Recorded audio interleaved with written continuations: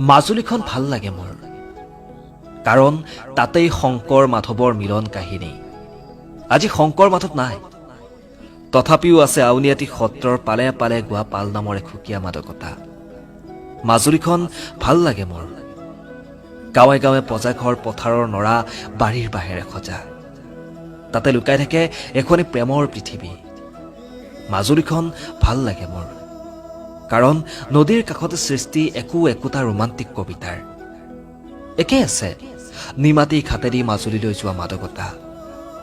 আজিও ৰিঙিয়াই মাতে চামগুৰিৰ মুখাবোৰে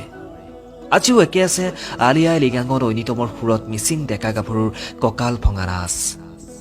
সময়বোৰ সলনি হলেও একে আছে সত্ৰৰ চাৰি প্ৰসংগ কৰি ভক্তিভাৱে সেৱা কৰাৰ পৰম্পৰা একে আছে ৰাসৰ পূৰ্ণিমা ৰাতি যিকোনো কোণৰ পৰা ভাহি অহা নিষ্ঠুৰ কংসৰ হাঁহি আজিও কোনোবা গাভৰুৱে দৈৱকীৰ ভাওত হিয়া ঠাকুৰি কান্দে একে আছে ৰাজনৈতিক নেতাই দিয়া প্ৰলোভন একে আছে নিৰ্বাচনৰ আগত মন্ত্ৰী এমএলএ কৰা আধাৰশিলা আজিও উন্নত চিকিৎসাৰ অভাৱত কত সন্তান পিতৃহাৰা হয় কত সন্তান মাতৃহাৰা হয় আজিও কত পিতৃ মাতৃৰ বুকু সুদা হয় নকবা নাও দুৰ্ঘটনাৰ কথা দলংখন হ'ব বুলি নোহোৱাই হল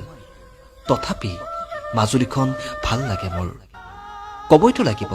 জেংৰাইৰ গাখীৰ ভকত চাপৰিৰ গুৰৰ কথা জেংৰাইটো আছিল 1963 চনত অজিত বৰুৱাৰ এটি কবিতা কিমান আবেগ থাকিলে লিখিব পাৰে এনে কবিতা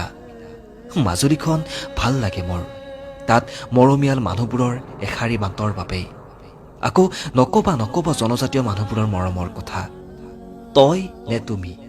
তুমি নে তই কিমান আপোন হলে তই কিমান আবেগ হলে তুমি তাকো নিৰ্ধাৰণ কৰিব নোৱাৰি মাজুলীখন ভাল লাগে মোৰ কাৰণ তুমিয়ে কৈছিলা বিদেশলৈ নাযাওঁ দিয়া ইয়াতে আছে মন জোৰাব পৰা ডেকা চাঙৰ মোহনীয়তা তুমিয়েতো কৈছিলা পাহাৰলৈ নাযাওঁ দিয়া বনভোজ খাবলৈ ইয়াতে আছে নদীৰ গৰা মাজুলীখন ভাল লাগে মোৰ আকৌ চাম লাগে মাঘত ভাওনা সমাৰোহ গাঁৱে গাঁৱে ভাওনাৰ এখন চিনাকি ছবি আজিও ৰিঙিয়াই মাতে নদীৰ পাৰৰ কহুৱাবোৰে আহা মাজুলীলৈ যাওঁ বুলি সেয়ে অফলা ঘাট হৈ দক্ষিণ পাতেৰে আহিবা মাজুলীলৈ বাট চাম তোমালৈ তুনি নৈয়েদি গৈ আপং পিয়া সময়ত প্ৰতিটো সন্ধিয়া মনত পেলাম তোমালৈ মাজুলীখন ভাল লাগে মোৰ